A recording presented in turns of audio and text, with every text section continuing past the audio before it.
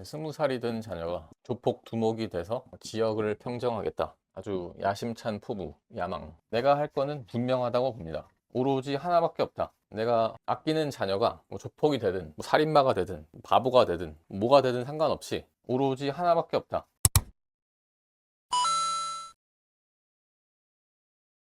22기 1주차 렛댐 이론을 같이 읽었네요.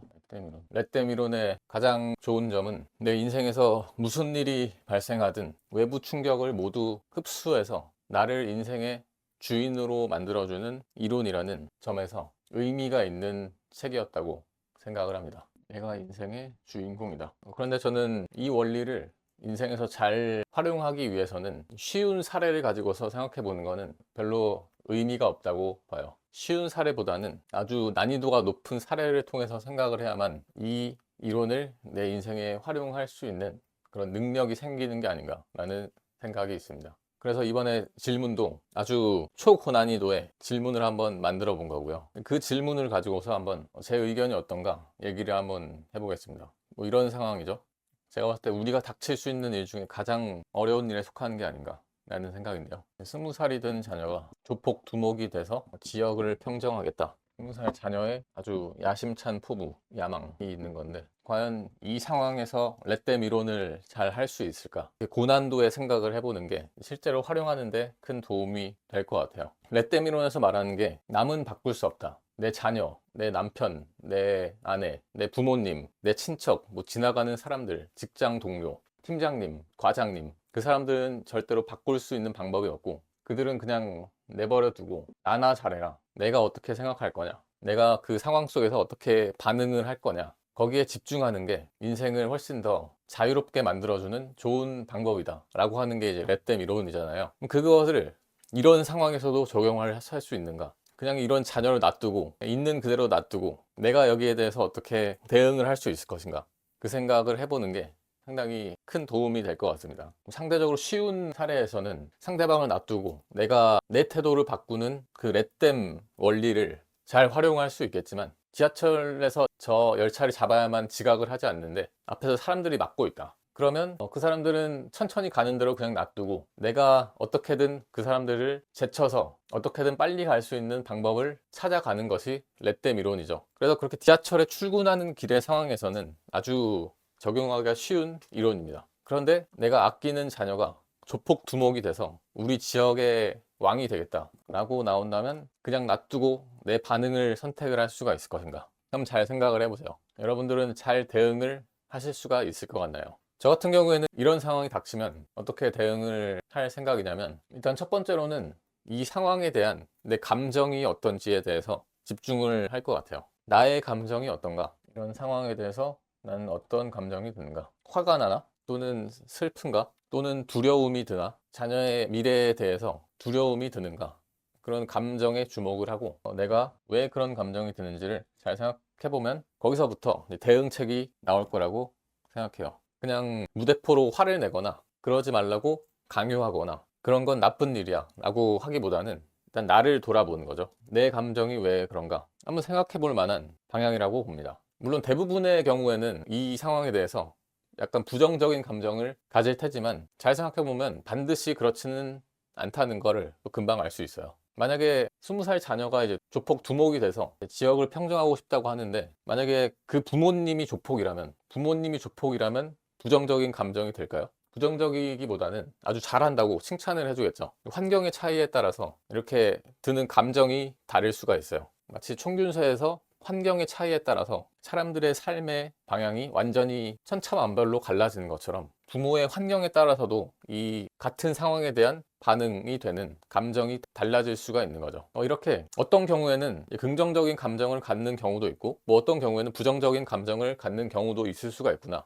그 사실을 일단은 전제를 깔아두고서 나를 돌아보는 거죠. 그럼 나는 왜 그런 감정이 들었을까? 사실 저 같은 경우에는 특별한 감정이 들지가 않아요, 이 상황에 대해서. 그런데 제 감정보다는 일반적으로 많은 사람 감정을 한번 가지고서 생각을 해볼게요. 뭐 아마도 자녀의 미래에 대해서 약간의 불안감, 두려움이 많이 들 것 같아요.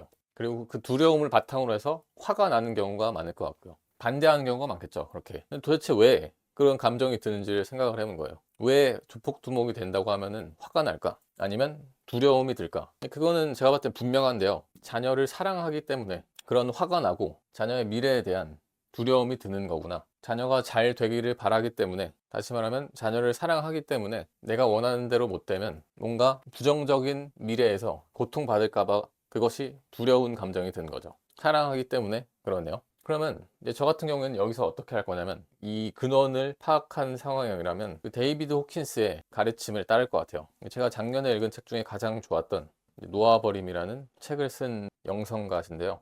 이분이 어떤 말을 했냐면 아주 놀라운 말씀을 하신 게 있어요. 우리가 할 수 있는 건 오로지 하나밖에 없다. 이게 데이비드 호킨스 말씀하시길, 우리가 할 수 있는 건 오로지 하나밖에 없는데, 이분은 정신과 의사시거든요. 근데 이게 어떤 거에 대해서 말한 거냐면, 정신과 의사로서 환자를 치유해주고 싶은 상황에서 내가 할 수 있는 건 오로지 하나밖에 없다. 그게 뭐냐면 사랑뿐이다. 정신과 의사로서 환자를 치유해주고 싶을 때 내가 할 수 있는 거는 무슨 약을 처방하는 것도 아니고, 상담을 하면서 얘기를 뭐 길게 들어주는 것도 아니고, 무슨 정신병원에 입원하라고 입원 허가서를 써주는 것도 아니고, 사랑하는 방법밖에 없다. 그 말씀을 요분이 하셨거든요. 저는 요게 이제 인생 전반에서 가장 이제 중요한 원리라고 보는데요. 물론 여기서 말하는 사랑이란 게 남녀의 사랑이 아니에요. 남녀의 사랑이 아니라 소위 그 아가페라고 하는 남녀노소 성별 초월, 그리고 인류의